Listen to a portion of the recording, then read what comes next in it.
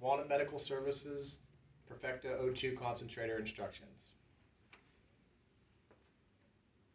Your on and off switch is right here. This is your reset button, liter flow control, oxygen output, filter. To operate the machine, you turn the power button on. The alarm will go on for a few seconds, and you can see that those 3 lights lit up. The green light will come on, as it just did. That means the machine is working properly. The middle light is a yellow light.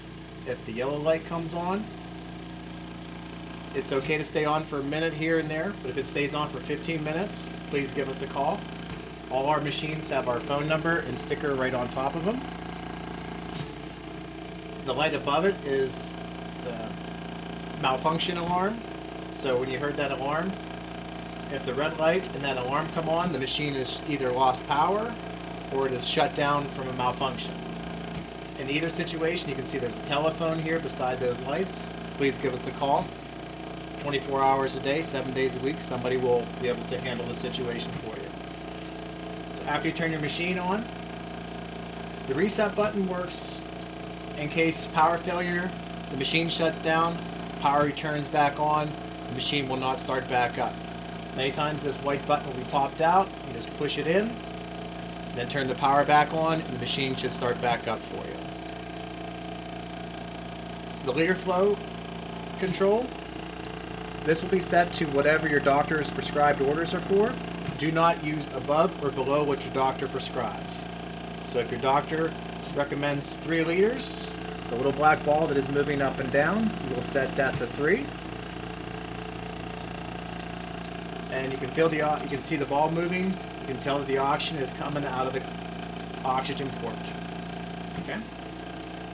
So with each oxygen setup, you will get 2 20-foot tubings, nasal cannula, 2 connectors, and humidifier bottles.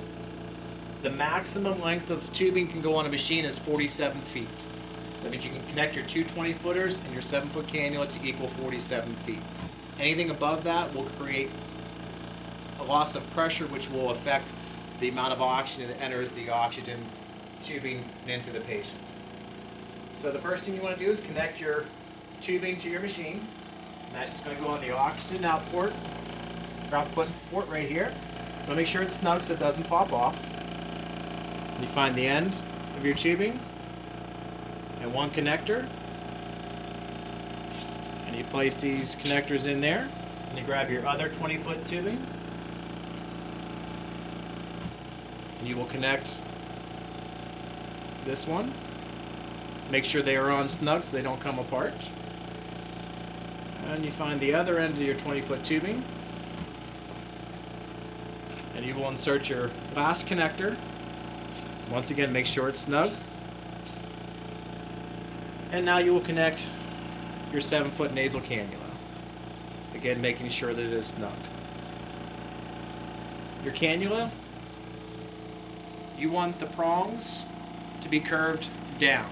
So that whenever you put it in your nose, it has something to hook onto. So it will enter your nose this way, up over your ears on both sides, and you can tighten with this little slide piece of plastic here to hold it onto your nose.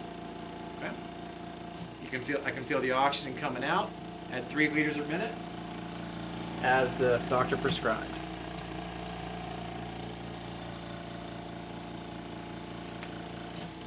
Now some people require humidification because their oxygen dries out their nose, may lead to bloody nose, especially in the wintertime because you have warm, dry air in your house with the heat. A humidifier bottle can help some of those situations. So to use this humidifier bottle, first of all, you must use distilled water. And we only fill it up just past the minimum line. Any more than that is a waste because this water has to be changed every day. You always add new water to it. You never add new water, old water. So you empty out your bottle every day, put fresh distilled water in. It's very important when you're putting the bottles together,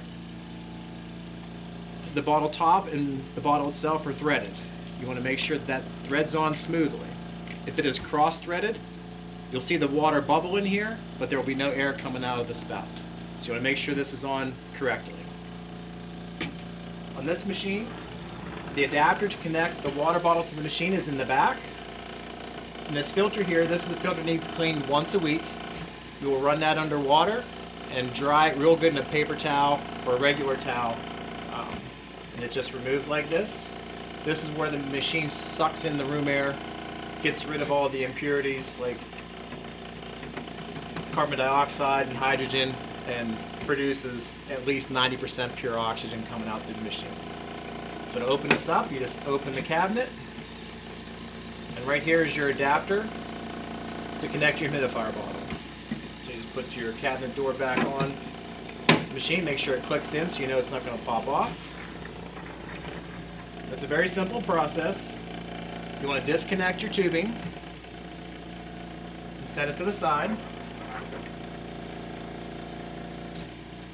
Your tubing is going to connect to your output of the oxygen. And once again, you stick your finger on the end. You can see that the liter flow ball is moving up and down.